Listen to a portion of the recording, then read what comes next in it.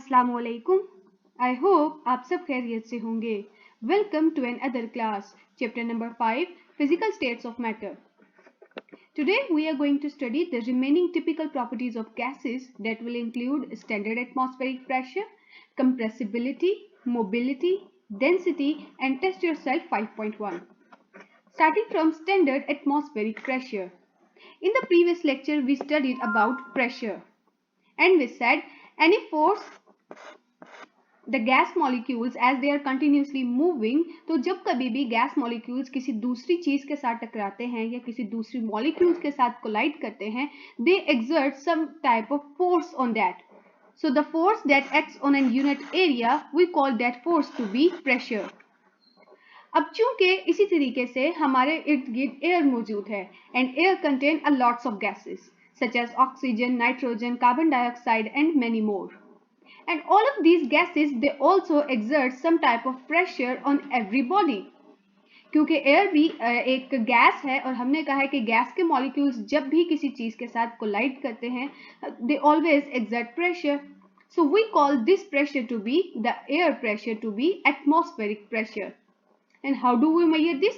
It is by using a barometer.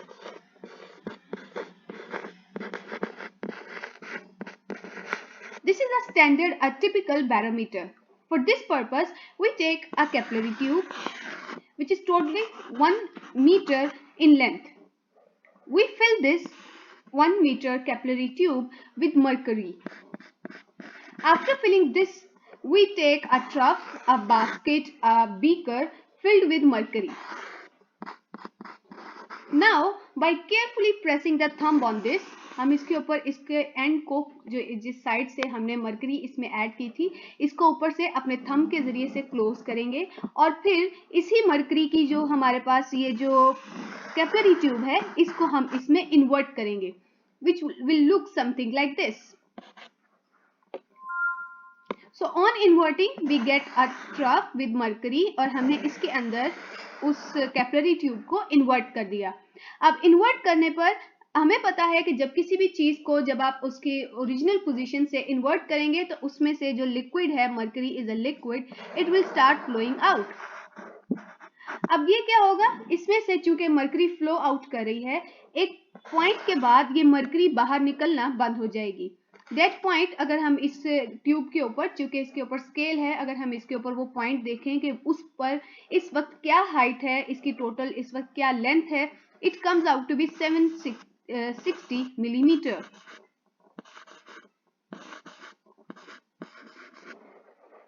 So this point where the mercury has stopped moving out of this tube, we measure this by using a graduated scale और ये आता है 760 millimeter.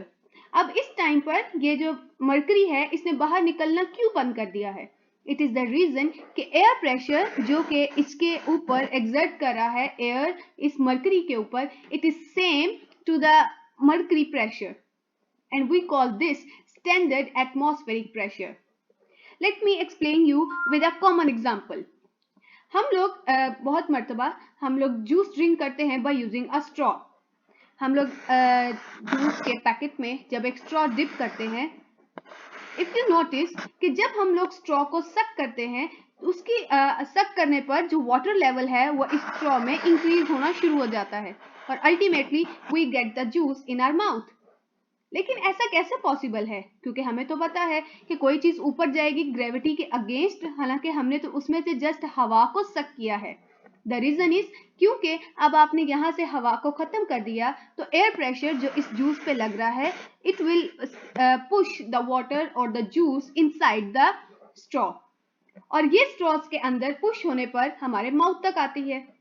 So air exerts certain type of pressure on everything and we call that standard atmospheric pressure. So this is a barometer we can see here and it is a graduated tube, जिसके graduated tube यानी इसके ऊपर marking है, हम इसके जरिए से measurement कर सकते हैं. इस पूरी ट्यूब की लेंथ 1 मीटर है और जब हमने इसको मरकरी बाथ में डिप किया तो हमारे पास जो मरकरी है वो इस पॉइंट पे जाकर अब आउटवर्ड फ्लो इसका बंद हो गया. क्योंकि इस वक्त जो नीचे प्रेशर लगा रहा है ताकि वो इस ट्यूब से बाहर निकल सके, it is equal to the atmospheric pressure, जो हवा इस मरकरी पर प्रेशर लगा रही है कि अब ये फर्दर जो है वो इसके अंदर जाए। यानी कि इस वक्त जो एयर है, it is exerting pressure so as it can push the mercury inside the tube, and on the other hand tube के अंदर जो मरकरी है, it is acting on the base of gravity, और ग्रेविटी के हिसाब से वो बाहर निकलने की कोशिश कर रही है। At this point, their pressure is both equal, the force of gravity and the force that is being added by the atmosphere. At this point, we have equal value, which is 760 millimeter, and its measurement is for mercury. So we call this 760 millimeter Hg, which is equal to 1 atmosphere. तो हमारे पास जो standard atmosphere pressure है, यानी at a C level जो atmospheric pressure है, it is 1 atm या 760 millimetre Hg। तो अगर हम लोग पहाड़ पे जाएंगे, किसी माउंटेन पे जाएंगे, चूंकि वहां पर एयर प्रेशर कम होता है, वहां पर गैसेस की क्वांटिटी कम होती है, ऑब्वियसली ये जो मरकरी है ये ज्यादा फ्लो करेगा, यानी कि इसमें से ज्यादा निकल जाएगा, और यहाँ पर इसकी क्वांटिटी हाफ रह जाएगी। तो इसके तरीके से, इस बैरोमीटर के जरिए से हम लोग किसी भी माउंटेन की हाइट भी कैलकुलेट कर सकते हैं। So what is standard atmospheric pressure? It is the pressure exerted by the atmosphere. और हम लोगों ने ये किसके जरिए से मेजर किया? By using a mercury column, और जब हमने मर्करी कॉलम को इस्तेमाल किया, it was 760 millimetre of height. So we say 1 atm is equal to 760 millimeter Hg, and on the other hand, this is also equal to torr. 1 millimeter Hg is equal to 1 torr, so 760 millimeter Hg will be equal to 760 torr. These are all the unit of pressure, and the SI unit of pressure is Newton per meter square. So 1 atm is equal to 101,325 Newton per meter square, and we also know that 1 Newton meter per square is equal to 1 Pascal. So it means it will be equal to 101,325 Pascals. Next we have compressibility.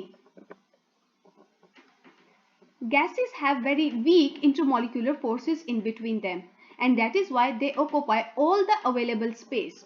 हर एक molecule दूसरे molecule से काफी ज्यादा distance पर होने की वजह से we have a lot of empty spaces between gas molecules. तो इस वजह से जैसे ही हम इन गैस मॉलिक्यूल्स के ऊपर प्रेशर अप्लाई करेंगे, these gas molecules can come closer to each other. So it means the gases have very high compressibility power, and many of the gases they can be compressed to a liquid state. यानी कि हम लोग उसको इतना ज़्यादा compress करेंगे कि molecules के दरमियान इंटरमोलिकुलर फोर्सेस स्ट्रॉन्ग हो जाएं और वो गैस से सॉलिड में चेंज हो जाए। So compressibility, gases are highly compressible, और रीजन क्या है? क्योंकि उसमें बहुत सारी एम्प्टी स्पेस है, और जब भी गैस को कंप्रेस करते हैं, मॉलिक्यूल्स एक दूसरे के करीब आते हैं, एक दूसरे के नजदीक आते हैं, and they occupy less volume as compare to the uncompressed state. यानी कि ओरिजिनल स्टेट में एक गैस इतना वॉल्यूम कवर अप कर रही थी, but now this gas after compressing has covered only this up volume. Mobility, the power of movement. Gas molecules are always in the state of continuous motion, क्योंकि gas molecules they move randomly and they have very high kinetic energy. इनकी kinetic energy strong होने की वजह से, ज़्यादा होने की वजह से इनकी intermolecular forces बहुत कमज़ोर हैं. These molecules they possess very high kinetic energy and they break the intermolecular forces and they move apart. So they move freely. And this mobility और रैंडम मोशन, इसी वजह से जो इनकी रैंडम मोशन है कि ये हर एक अवेलेबल स्पेस की तरफ मूव करते हैं, because of this power we get a homogenous mixture, the process of diffusion.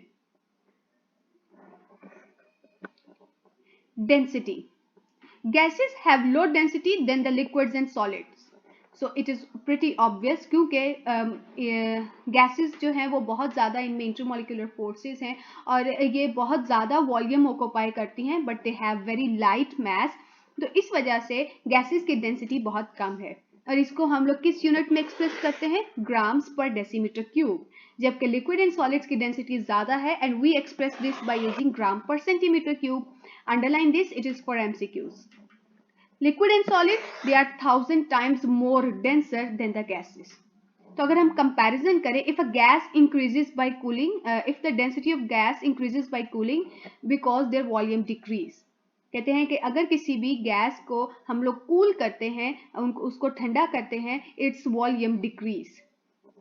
What's the reason behind this? कि जैसे ही आप कूल करेंगे the molecules they will come closer to each other, और जब मॉलिक्यूल्स एक दूसरे के करीब आएंगे उनमें इंटरमॉलिक्यूलर फोर्सेस डेवलप होना शुरू हो जाएंगी, तो उनकी डेंसिटी बढ़ जाएगी। For example, atmospheric pressure, the density of oxygen is 1.4 ग्राम पर डेसीमीटर क्यूब। कहते अगर नॉर्मल एटमॉस्फेरिक प्रेशर पे हम लोग अगर गैस ऑक्सीजन गैस की डेंसिटी फाइंड आउट करें, it comes out to be 1.4। वहीं अगर आप इसका टेम्परेचर कम कर दें फ्रॉम 20 डिग्री टू 0 डिग्री, तो इसकी वैल्यू हो जाएगी 1.5, यानी कि इसकी वैल्यू 0.5 के जरिए से इसकी डेंसिटी इंक्रीज कर गई है। 0.1 से इसकी डेंसिटी हैज इंक्रीज्ड।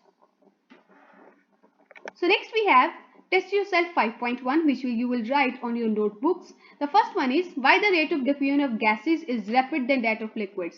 कि जो gases है इनकी diffusion powers strong क्यों है, ये ज़्यादा जल्दी diffusion क्यों show करती हैं?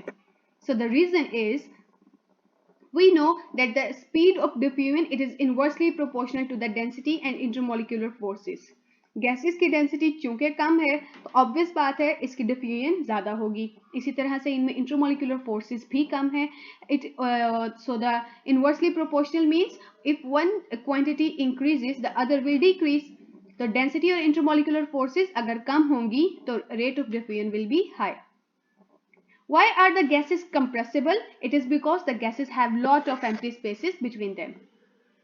What do you mean by Pascal? How many Pascals are equal to 1 atm? So Pascal क्योंकि हमें पता है प्रेशर का SI यूनिट न्यूटन पर मीटर स्क्वायर है, जिसे हम पास्कल भी कहते हैं, and 1 atm is equal to 101,325 pascals. Why the density of a gas increases on cooling? It is because जब आप कूल करेंगे तो अट्रैक्टिव फोर्सेस जो है मॉलिक्यूल्स के दरमियान it will increase which will result in the decrease of volume and increase in density. Next we have why is the density of gas measured in gram per decimeter cube while that of a liquid in gram per centimeter cube. तो हम लोग gas की density पर decimetre cube में इसलिए major करते हैं because जो लिक्विड्स एंड सॉलिड्स हैं they are 1000 times more denser and gases are lighter in weight. So convert the following 760 mercury to atm. तो 70 centimetre of Hg to atm में convert करना है. पहले हमें स्टैंडर्ड यूनिट मालूम होना चाहिए which is 760 millimetre Hg is equal to 1 atm. तो पहले 760 मिलीमीटर को हम सेंटीमीटर में चेंज करेंगे. So for changing that we divide it with 100. तो 100 पे डिवाइड किया, this zero cancels out, we get 76 centimetre of Hg. Sorry, हमने इसको 10 से डिवाइड किया, नॉट विद 100. हमने 10 से डिवाइड किया, this zero cancels out and we get 76 centimetre of mercury. तो अगर 76 centimetre of mercury is equal to 1 atm, तो 76 मल्टीप्लाई हो रहा है, दूसरी तरफ डिवाइड होगा, 1 डिवाइडेड बाय 76 atm. तो हमारे पास क्वेश्चन में क्या है, वो कहते हैं 70 सेंटीमीटर फाइंड कीजिए. सो दिस 70 सेंटीमीटर हम लोग यहाँ मल्टीप्लाई करेंगे एंड वी गेट 0.92 atm. इसी तरीके से conversion of 3.5 atm to torr. तो हमें पता है 1 atm is equal to 760 torr. तो हमें 3.5 फाइंड करना है, तो वो हम उससे मल्टीप्लाई करेंगे. So 3.5 multiplied by 760 torr, we get 2660 torrs. Next question is also same, 1.5 atm to pascals. So 1 atm is equal to 101,325 pascals. 1.5 को हम इससे multiply करेंगे, so we get 151,987.5 pascals. So बेटे आज के लिए इतना ही. It is your page number 77 from your book. Thank you and Allah Hafiz.